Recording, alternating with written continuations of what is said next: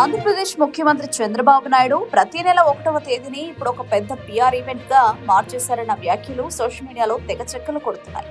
వృద్ధుల పెన్షన్ పంపిణీ కార్యక్రమాన్ని సోషల్ మీడియా షోగా పిఆర్ డ్రామాగా మలుస్తున్నారన్న విమర్శలు వెల్లువెత్తుతున్నాయి. తాజాగా చంద్రబాబు పెన్షన్ పంపిణీ కార్యక్రమాల్లో పాల్గొని ఓ వృద్ధుడి వద్దకు వెళ్లి అతని పాత హార్మోనియం పెట్టె తీసుకుని వాయించడం రాజకీయ వర్గాల్లో సోషల్ మీడియాలో కొత్త చర్చకు దారితీసింది. కొందరు ఈ దృశ్యాన్ని మానవత్వం, స్నేహభావంగా అభినందిస్తే మరికొందరు మాత్రం పాత హార్మోనియం డ్రామా అంటూ వ్యంగ్యాస్త్రాలు సంధిస్తున్నారు. సూపర్ 6 హామీలు ఇంకా పూర్తిగా అమలు కాకపోయినా చంద్రబాబు ప్రతి నెల 1వ తేదీని పెన్షన్ ఫెస్టివల్ లా నిర్వహిస్తూ కెమెరాల ముందు సీనియర్ సిటిజన్లకు డబ్బులు అందజేస్తూ పిఆర్ పండుగ చేసుకుంటున్నారని విమర్శకులు అంటున్నారు. ఒకే టికెట్ పై 2 డ్రామాలు, ఒకటి దోశలు వేయడం, రెండోది హార్మోనియం పెట్టి అంటూ ట్రోల్స్ సోషల్ మీడియాలో గట్టిగా నడుస్తున్నాయి. ఒకవైపు హామీలో అమలు ఆలస్యం, మరోవైపు పిఆర్ ఈవెంట్లు. ఈ 2 అంశాలు ఇప్పుడు ఆంధ్రప్రదేశ్ రాజకీయ చర్చల్లో ప్రధాన అంశాలుగా మారాయి.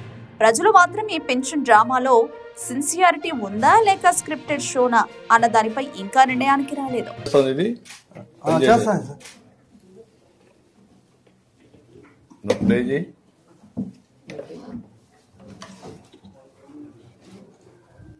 కాత్యాయిని నన్ను లవ్ చేయవే, నీకోసమే నేనున్నానే.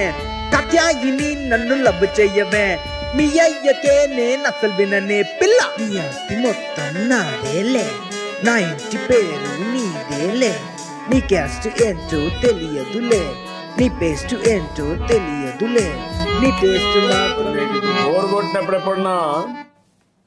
కొట్టినప్పుడు ఎప్పుడన్నా హార్మోన్ వాయిస్తావా? వాయించుకుంటా ఉంటాను సార్. నాకు అదే కొంచెం ప్రశాంతత కోసం చేస్తా ఉంటావు. ఇప్పుడు మీ ఇంటి దగ్గర ఇచ్చింది మాకు కంప్యూటర్ లో అమరావతిలో కనపడొస్తుంది. అవునా? అబ్బా, ఇంత మునుపు మారి కాకుండా ఇప్పుడు బాగా చేస్తున్నారు వాళ్ళు. నేను పోతానన్నయ్య, నేను పోతాను, నాకు ఇది వద్దు వద్దన్నయ్య, నేను పోతాను. అది కనుక్కుందామని.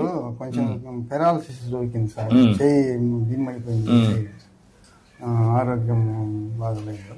మరీ వికలాంగులు ఉంటే వాళ్ళకి 6,000 ఇస్తున్నాం.